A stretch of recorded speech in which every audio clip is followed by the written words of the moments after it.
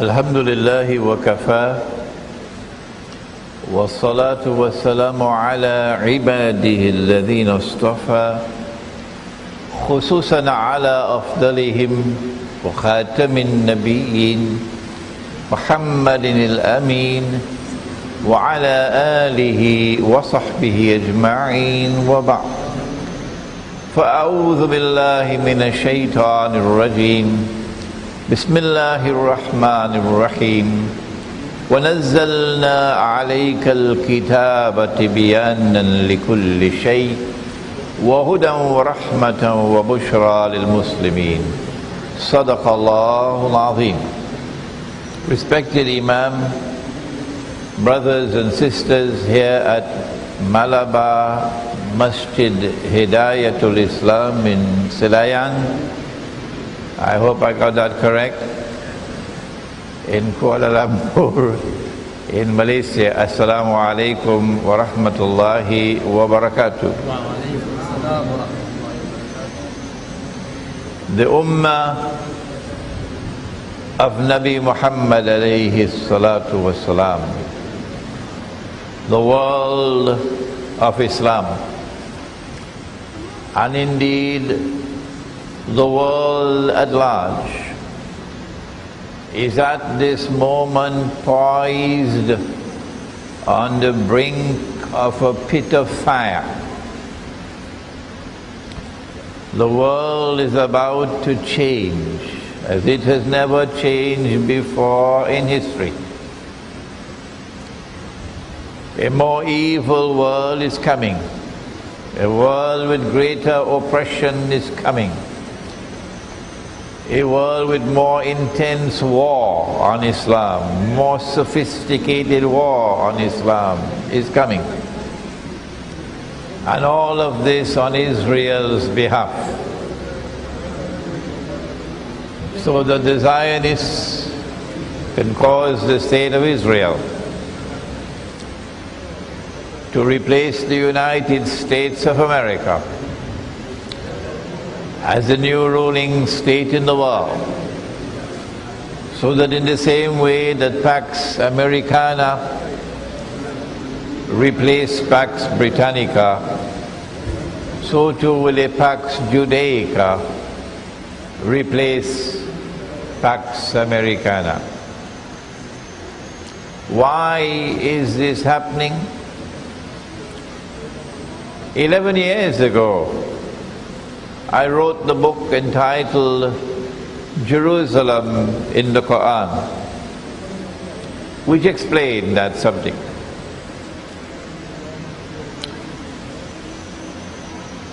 If the scholars of Islam do not, at this critical moment in time,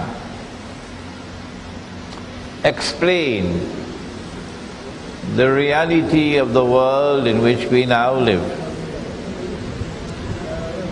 explain the world that is coming, and prepare not only Muslims but also mankind who is willing to listen to us. Prepare them how to respond. If we fail, if Islamic scholarship fails, if the scholars of Islam fail, then do remember what Nabi Muhammad alayhi salatu wasalam said about Akhirul Zaman, the end time. Non-Muslims would be astonished to hear what he said. Hadith in the Sunnah of Bayhaqi, he said, sallallahu ta'ala alayhi wa sallam, يوشك ويأتي على الناس zaman. It will not be long before that time will come. لا يبقى من الإسلام إلا اسمه, when nothing will remain of Islam but the name. ولا يبقى من القرآن إلا رسمه, when nothing will remain of the Quran but the traces of the writing. مساجدهم آمرة وهي خراب من الهدى. The masajid will be grand structures, thousands of people in the masjid, but they will be devoid of guidance. And now listen to the last piece. Ulama'uhum, the ulama of those people at that time. Sharrun nasi mimman tahta adim as-sama. They would be the worst people beneath the sky. Min indihim takhrujul fitna wa fihim ta'ud. They would be the centers of fitna, which tests and corrupts the people. And so it is necessary for Islamic scholarship at this critical moment to address the reality that confronts us in the world today, and to use the Quran to do that. Since Allah says in the Quran, in Surah An-Nahl, that He sent down this book to perform this function, Tibyanan likulli shay, to explain all things. And it is further necessary for Islamic scholarship to turn to the seerah and the sunnah of Nabi Muhammad alayhi salatu wasalam, so that we can apply it to this age. For Allah says about the Prophet sallallahu ta'ala alayhi wa sallam, لَقَدْ كَانَ لَكُمْ فِي رَسُولِ اللَّهِ أُسْوَةٌ حَسَنَةٌ إِلَى آخِرِ الْآيَةِ. That He is the perfect model, universally applicable, eternally applicable. Cosmetic Islam cannot do that job. No. Cosmetic Islam is that one in which you go to the masjid and you go back home, and you go to the masjid and you go back home, and you go to the masjid and you go back home. And the same bayan is being repeated over and over and over again for 60, 70 years like clockwork. Cosmetic Islam puts his head in the sand like an ostrich and does not attempt to either study or respond to the world in which we live. And so that cannot succeed in doing the job that we must do. And then there is that Protestant version of Islam, in which there is no critical thinking, no critical thought, how to apply the truth in this age, how to use the Quran to explain the reality of the world today. No, for Protestant Islam, only Allah and His Messenger and the Aslaf, the early Muslims, can explain and interpret. No, Imran Hosein cannot do that, and we will not allow him to do that. But guess what? The world is listening to Imran Hosein, and we say thank Allah for that. Today we address the Sunnah, and we advise and we remind, yes, the beard is a Sunnah, and it is an important Sunnah. Allah did not put the beard on the face of the male by accident.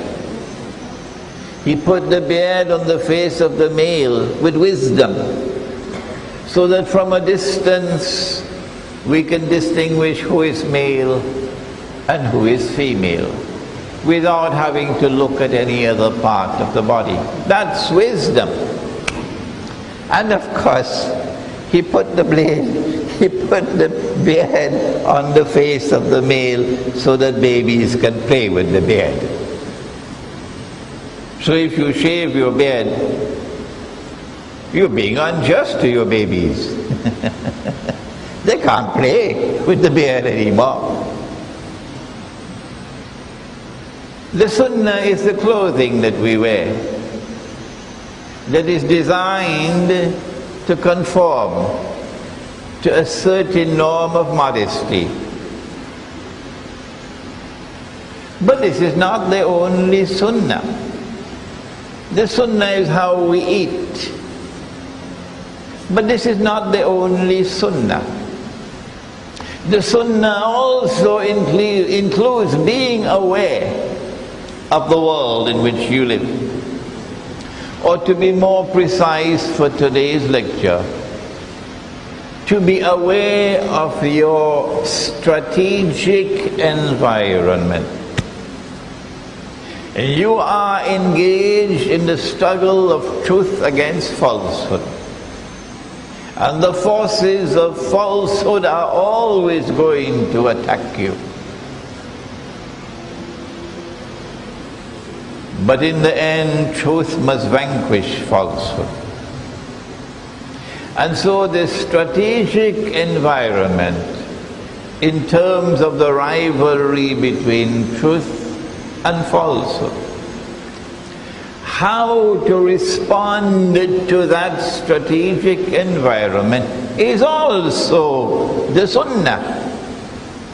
And so today we address a subject you never heard of before, because nobody teaches the subject. We address the strategic Sunnah. And having explained and described the strategic Sunnah, we then apply it to this critical moment in which we now live. And this requires critical thought. This also requires some intuitive thought. And so now, with Allah's blessed name, let us seek to recall this strategic Sunnah. In the struggle between truth and falsehood, between justice and injustice, Nabi Muhammad alayhi salatu wasalam was attacked. War on Islam was waged by the Quraysh, by the forces of oppression and injustice and falsehood and idolatry. And when you are faced with war on Islam, what do you do? If you are not strong enough, do you compromise in order to continue to live where you are? In order to hold on to your green card and to hold on to your job and to hold on to your car and your house? Or do you hold on to the truth regardless of consequences? The Sunnah is that even if you have to give up Makkah, you hold on to the truth and you keep on proclaiming the truth. When that happens, you will have to make hijrah, as so many are now making hijrah from Britain. and from the United States of America, and from Australia, and let us also include Singapore.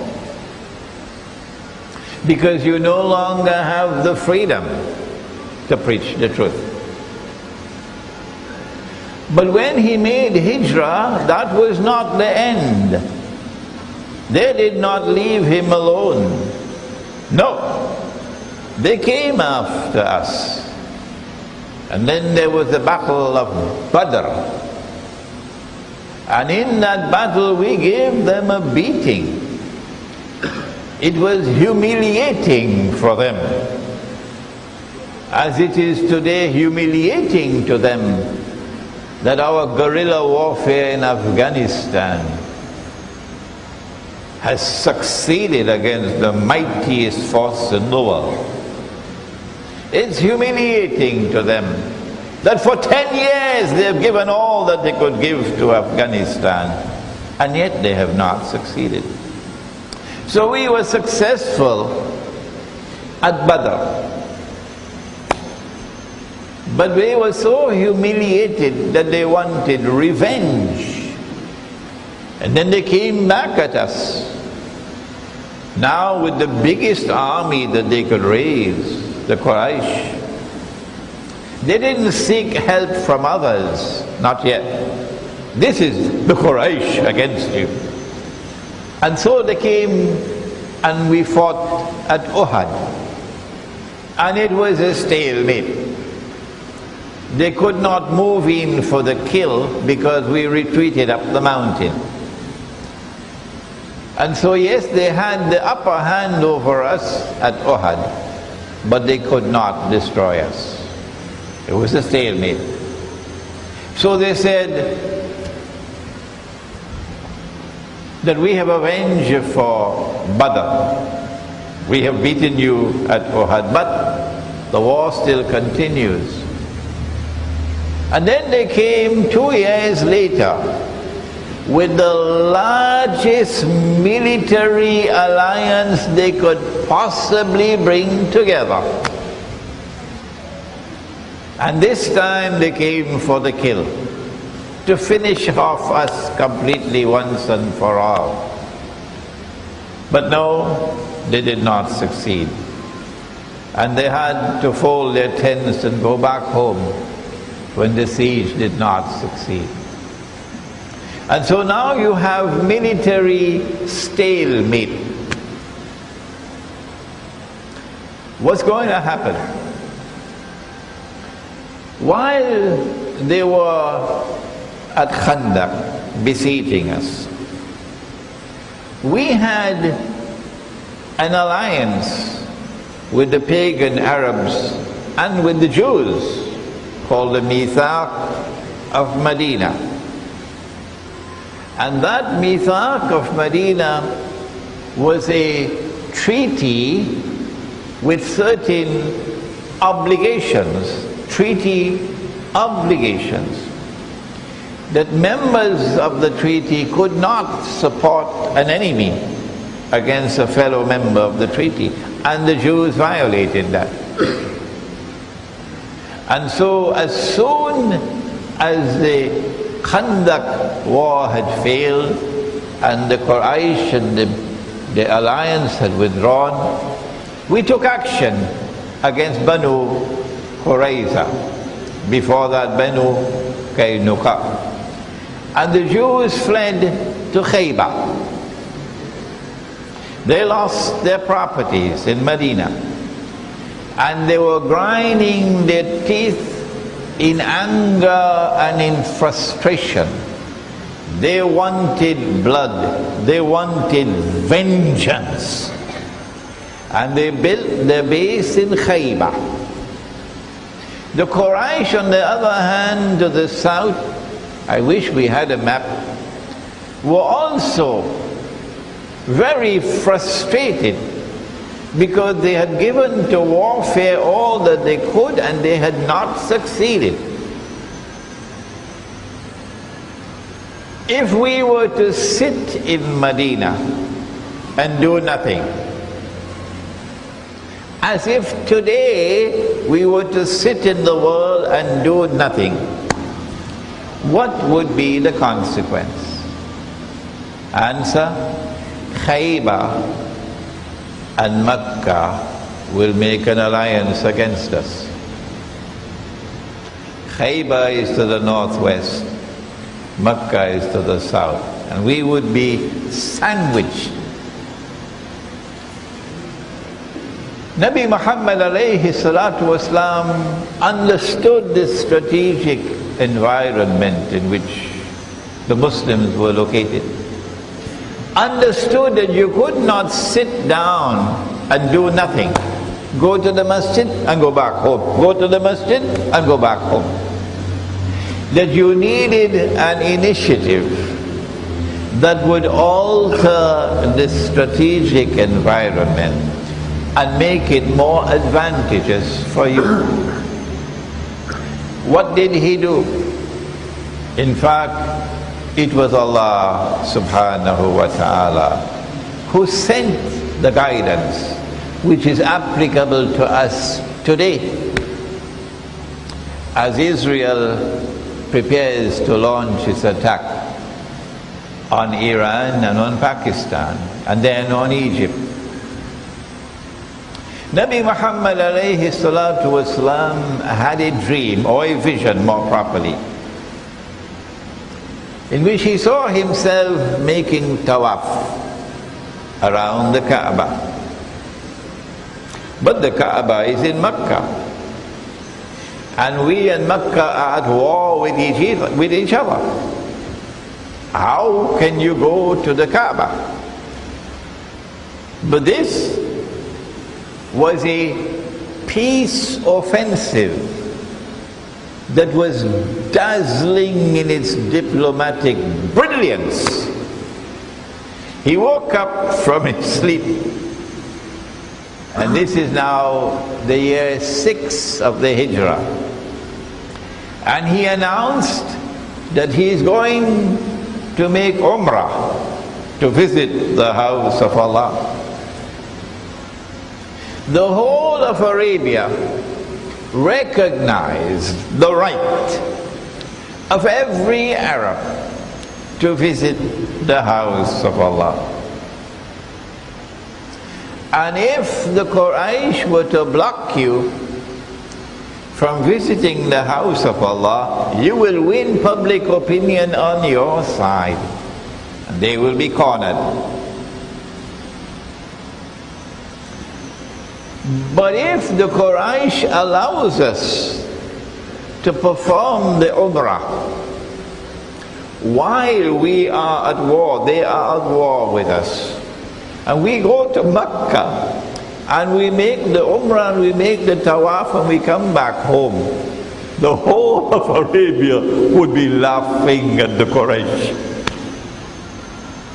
And so when Nabi Muhammad alayhi salatu wasalam announced that we're going to the house of Allah to make the pilgrimage, the lesser pilgrimage, the Umrah, this was a peace offensive which placed the Quraysh on the horns of a dilemma. On the horns of a dilemma. They could not allow us to come because that would be embarrassing, and they could not prevent us from coming because that would be a public relations disaster for them. It's called the horns of a dilemma, and it is diplomacy at its most brilliant. A peace offensive against someone waging war against you. There was a reason why Allah subhanahu wa ta'ala sent that vision, which directed our attention first towards Makkah rather than to Khaybar.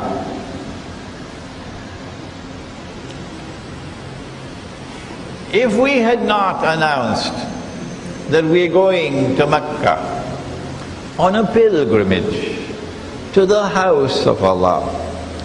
If we had taken up arms to go and fight Mecca, then what would the Khaybar do? When we have left Medina to march down to Mecca, Khaybar will attack Medina and take Medina. And we lose our base.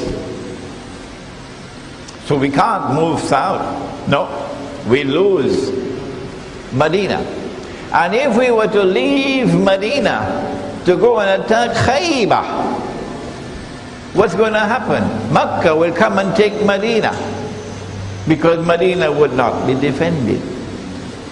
So we cannot go south to attack Mecca, nor can we go northwest to attack Khaybar, because either of these two will lose Medina. We cannot sit doing nothing, because if we sit, Khaybar and Mecca will form an alliance against us. But if we leave Medina to go to the house of Allah on a pilgrimage, then if Khaybar were to attack Medina, the whole Arab world will rise up against Khaybar. How can you do that to a people who've gone to visit the house of Allah? Have you no shame? We will teach you a lesson you will never forget. The whole of Arabia would have fought on our behalf to defend Medina. This is the brilliance of this initiative, this peace offensive, that we could travel down to Mecca without any fear of Medina being attacked by Khaybar behind our backs. Mecca decided to send 200 men with horses to prevent us from reaching Mecca. And Nabi Muhammad alayhi salatu wasalam was alerted. So he had intelligence, military intelligence, and he took a circuitous route and was successful in bypassing the 200 horsemen led by Khalid bin Walid radiyallahu ta'ala anhu. And having successfully bypassed them, we were able to reach into the area that is known as the Haram, the sacred area, where you cannot be attacked. As soon as we entered that area, we camped at a place called Hudaybiyah. It was not our intention to march straight to Mecca. We camped at Hudaybiyah so that Mecca will now have to decide, the ball is in your court now. What is Mecca going to do? Remember, they can't allow us in. The whole of Arabia would laugh at them, and they cannot prevent us from entering, because then all of Arabia will turn against them. You're violating the customary law. In other words, what we did, MashaAllah, we forced the enemy to the negotiating table. We forced them to come and talk to us. They sent one of their elders to come and talk to us. And he returned with the warning to them, leave this man alone. I have been to the courts of kings and emperors. I've never seen anyone so honored and so protected by his people as Muhammad alayhi salatu wasalam.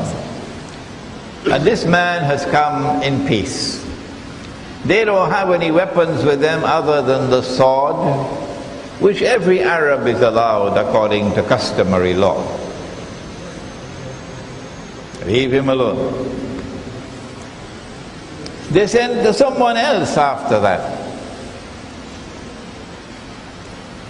And when the Prophet saw him coming, he knew that this was a man with a very deep sense of the spiritual and of the sacred, although he's mushrik.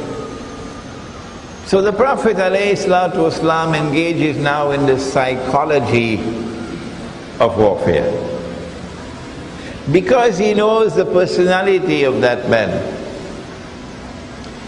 He ordered that the animals of sacrifice, the animals of Qurban, and in those days the animals were very gaily, beautifully decorated with garlands around their necks.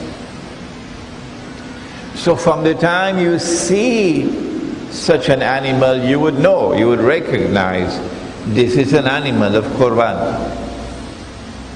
So he ordered that these animals, these camels, be paraded in front of this man while he's coming, so he would see them from a distance. Why? From the time the man saw the animals of Qurban, which every Arab can recognize, he was so moved psychologically, spiritually, that he turned back and went back. That's all he needed to see. That's all, to show respect for the Muslims who had come to the house of Allah.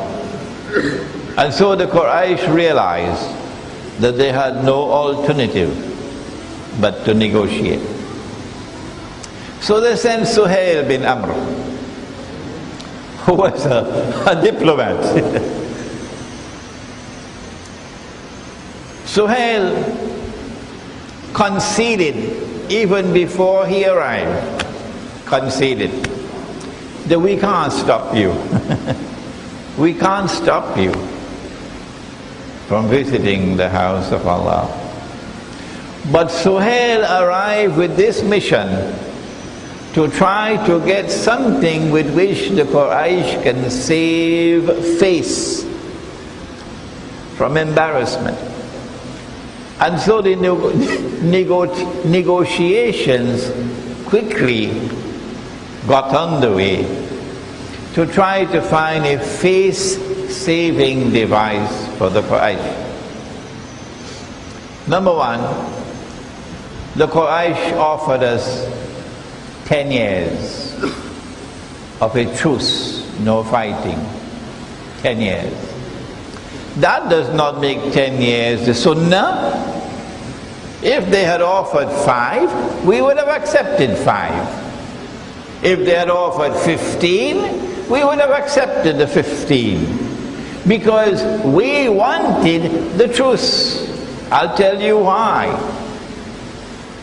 This truce that the Quraysh offered to us was a strategic breakthrough for us of tremendous importance. And so we were very happy when Suhail offered 10 years of no fighting. We couldn't conceal our happiness. But if there is a truce, no fighting, the implication is that the Quraysh is not at war with us. So if the Muslims come into Mecca, Mecca is not humiliated. There is no embarrassment because we have a truce. So that was very intelligent of the Quraysh to offer the truce. But that's what we wanted. In addition to that, they wanted to get some blood. So they said, this year you will not perform the Umrah. And we agreed. We agreed. There is a difference between the rice grain and the husk around the grain. And we were not concerned about fighting over the husk. We were concerned about the grain. And so we have a diplomatic sunnah here, that when you are negotiating, you must concentrate on the grain and not on the husk. So we said, okay. He said, you'll have to make your qurban here in Hudaybiyah. Oh my gosh. The Arabs have never ever seen this before. Qurban is there in Mecca. How can we do it here? No Muslim was prepared to do it. And then one of the wives of the Prophet ﷺ said to him, you do it, and then they will do it. And see, he took the knife in his blessed hand and he sacrificed his animal. And then the other Muslims did it. But they wanted to put some more salt in the wound. It's not just the humiliation that this year you cannot make Umrah. This year you cannot come to the Kaaba. Next year you can come. But you can only come for 3 days, in and out. And during those 3 days we are going to vacate the city. They didn't tell us that, because they didn't want to have any contact with us. But more than that, listen carefully now.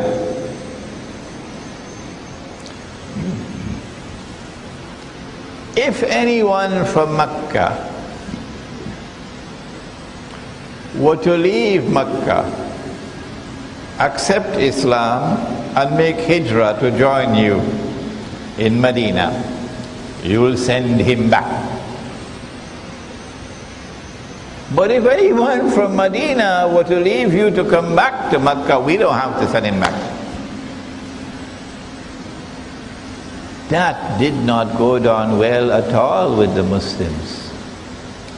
That seemed to be one-sided. That seemed to be advantageous to the Quraysh. Why should we agree to something advantageous to them?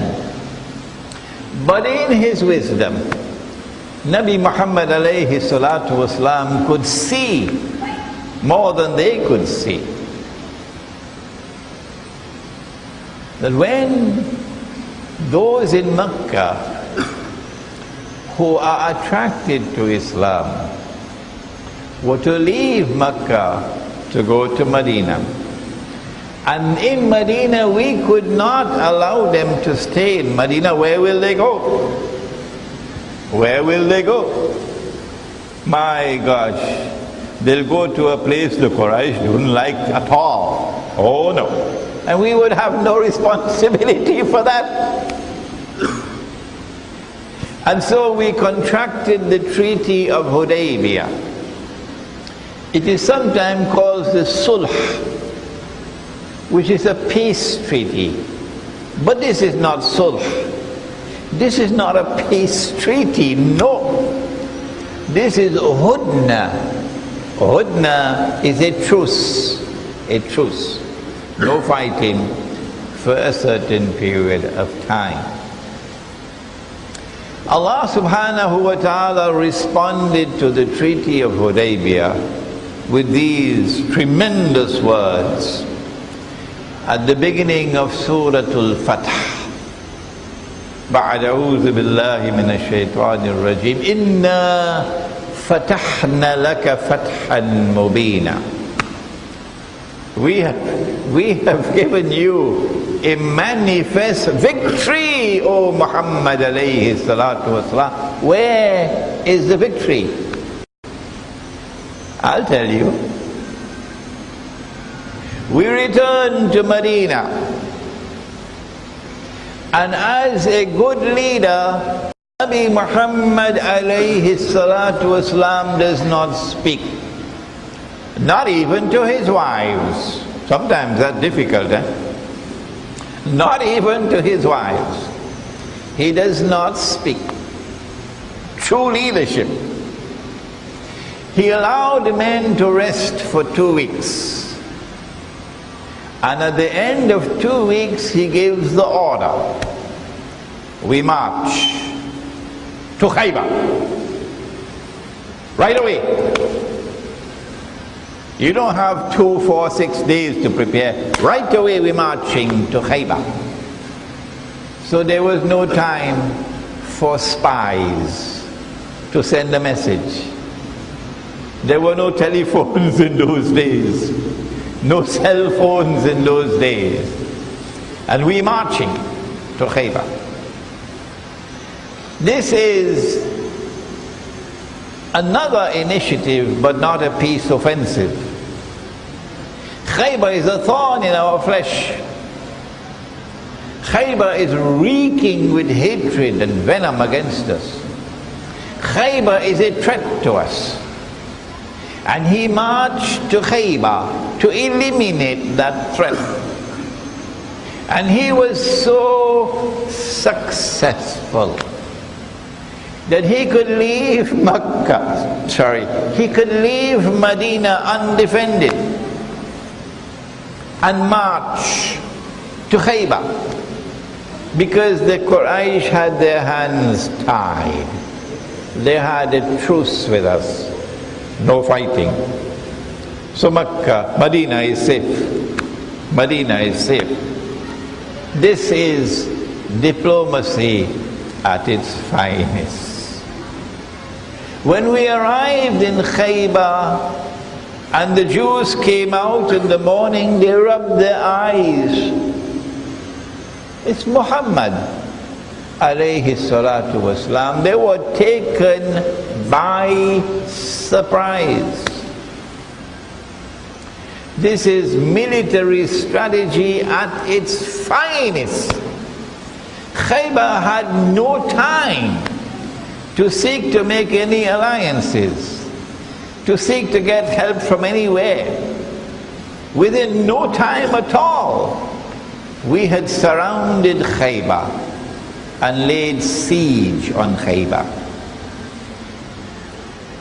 In fact, when Allah said, "Inna fatahna laka fathan mubina," the implication was that on the day that the Treaty of Hudaybiyah was signed, Khaybar fell.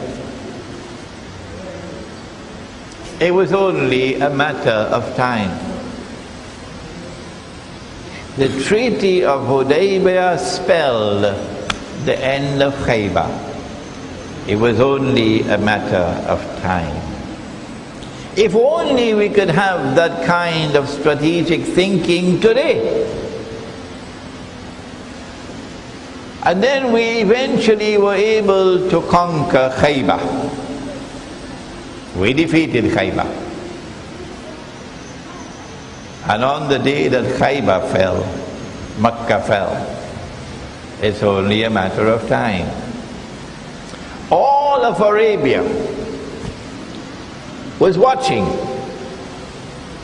Now that Badr had taken place, and Uhud had taken place, and Khandaq had taken place, all of Arabia was watching in this military stalemate.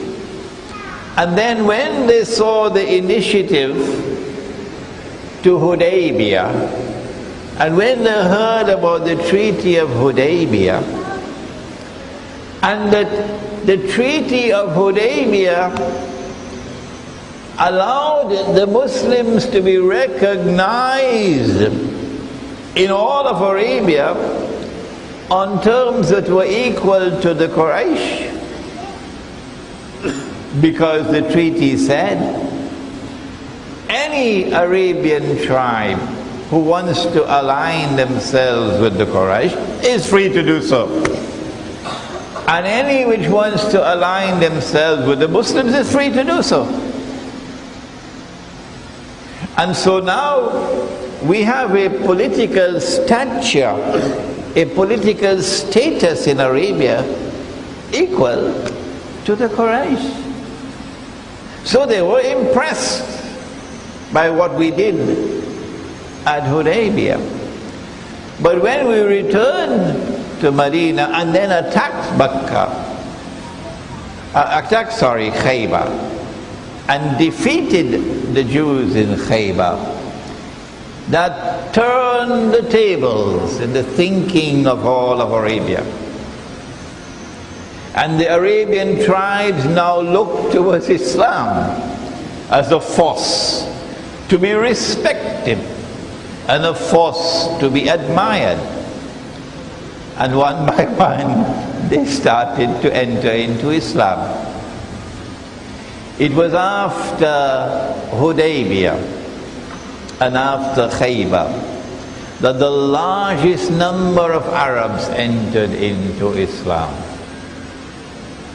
Because of this change in the strategic environment which we had brought about because of our peace offensive against Mecca, and then our brilliant move against Khaybar. There are 2 years now left after 6 to 8. Khaybar was in the year 6 of the Hijrah. And in these 2 years, as more and more Arab tribes are entering into Islam, our side of the equation is growing. And Mecca is feeling despondent that they have been outmaneuvered by the brilliance of Nabi Muhammad sallallahu ta'ala alayhi wa sallam, who was not giving you an Islam. Go to the masjid and go back home. Go to the masjid and go back home. And put your head in the sand like an ostrich and pretend that the world does not exist. That is not Islam. That's cosmetic Islam. And if Brother Imran is speaking like this today, it's not because he has any animosity in his heart for these people. It's not because he wants to embarrass them. They are his brothers. And he admires them for their faith and their piety. All that he wants to do is to give them a wake-up call before it is too late to wake up. Nabi Muhammad alayhi salatu wasalam is giving to us this diplomatic brilliance, an understanding of the strategic environment and an initiative that succeeds in changing the strategic environment and making it more favorable for him. And hence giving to us a sunnah that we must do the same. You cannot do that with Protestant Islam, which says that the only thing we have in Islam, the only interpretation and explanation is that which comes from Allah and His Messenger and from the Aslaf. And if it has not come from them, then no one else can come with it. There is nothing new to be taught. And so no critical thinking, no creative thinking, no creative application of the strategic sunnah in this critical moment in which we are now located, on the brink of a very pit of fire. One of the tribes that was allied with the Quraysh attacked a tribe which was allied with the Muslims. And blood was shed, and a few men were killed. And so the treaty has been violated. Once the treaty is violated, then we are no longer in a state of truce with you. Because this is a law, a universal law. Pacta sunt servanda, they taught me when I was a student of international relations. Pacta sunt servanda, treaty obligations must be honored. Well, that's the first verse of Surah Al-Ma'idah, the very first verse. Honor your treaty obligations. When you give your word, you must keep your word. And so now the treaty is violated. We no longer are under any obligation to remain in the truth. And the Quraysh realizes that. But the Quraysh does not want a resumption of war. Do you see how the tables have turned? Just a few years ago, they were beating the drums of war. And they are marching to Badr.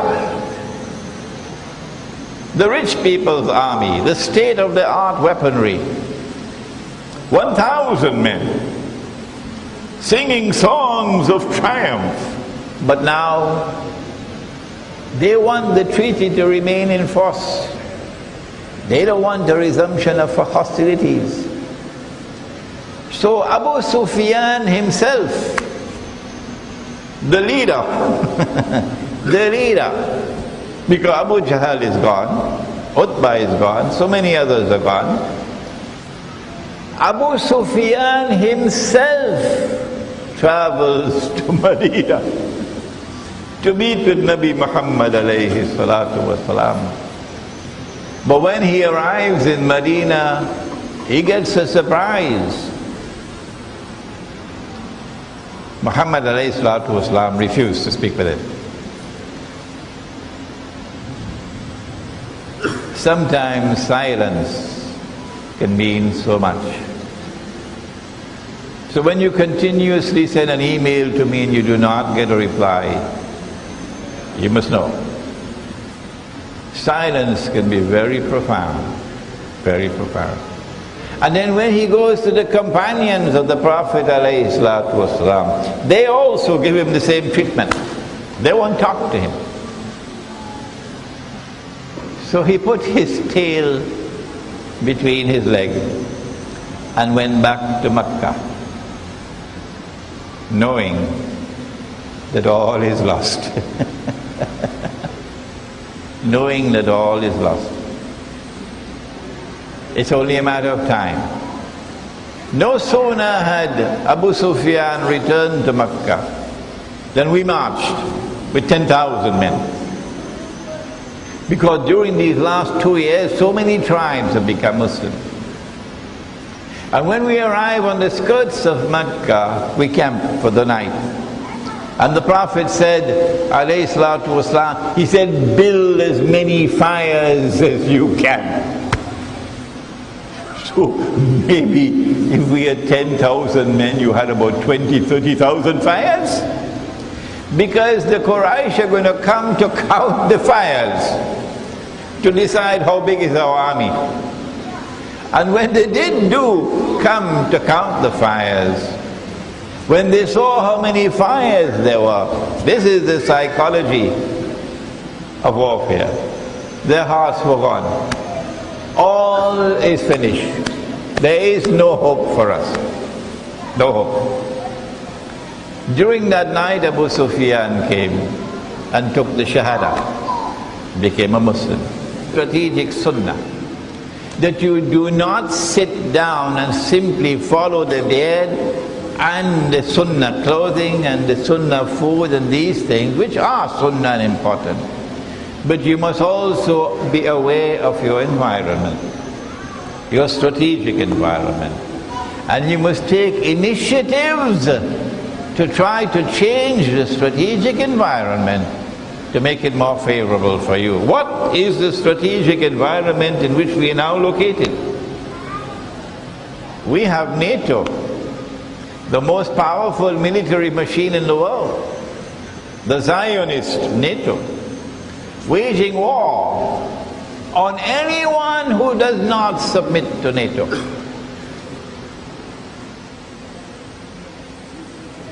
That's what they're doing. And they're now about to move in for the kill. Wage massive war on the Arabs in particular, so that Israel can impose its political and economic dominion over the Arabs in particular, and then over the rest of the world. That's the game plan. What do we do? What do we do?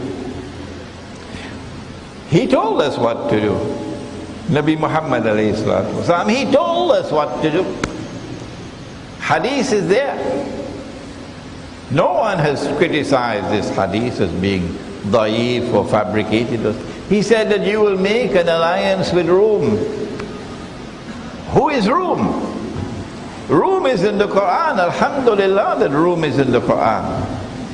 And Rome in the Quran is the Christian world. But the Christian world is of two sides. There's Christianity of the West, where you have the Roman Catholic Church in Rome and so on, and the Protestant Church. And you have Christianity of the East, which was the Byzantine Empire. This one celebrates Christmas on December 25th. This one does not. This one has Christmas on January 9th, I believe. He said you will make an alliance with Rome. If you believe that Rome is NATO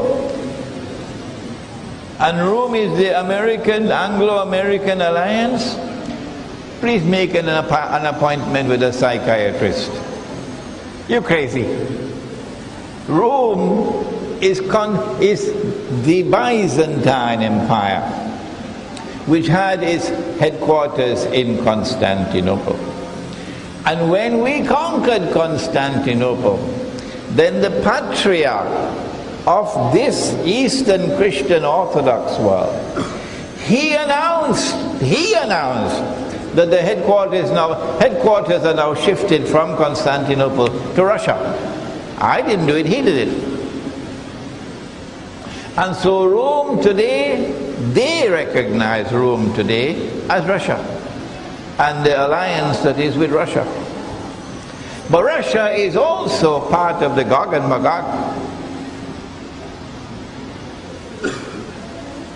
And so we have to recognize that we have a fairly complex situation here, needing a lot of thought. That there's one face of Russia which is Magog, and there's another face of Russia which is Rome. And it is with Rome that we're going to make our alliance. That alliance is already coming into being. It's not Saudi Arabia that is making the alliance with Rome. It is not Protestant Islam that is making the alliance with Rome. No. The alliance with Rome has started with Iran. Iran is making the alliance with Russia in fulfillment of this hadith. And you say that the Shia are all kuffar? Go back and do your homework. Pakistan is now moving into an alliance with Russia. And when NATO launches her big wars, there's going to be civil war in Turkey to get rid of NATO. And the Turkish government won't be able to stop it. And the Turkish Muslims are going to make an alliance with Rome. And that's the conquest of Constantinople that is coming. And so we end now, having first explained to you the strategic Sunnah. We have now applied that strategic Sunnah in a very preliminary way, that in order to change our strategic environment, we need to follow the hadith and make an alliance with Rome, which will strengthen our hands against those who are waging war on Islam. We pray that Allah subhanahu wa ta'ala may guide us on the right path and bless our efforts with success. ربنا تقبل منا إنك أنت السميع العليم وتب علينا يا مولانا إنك أنت التواب الرحيم برحمتك يا أرحم الراحمين آمين.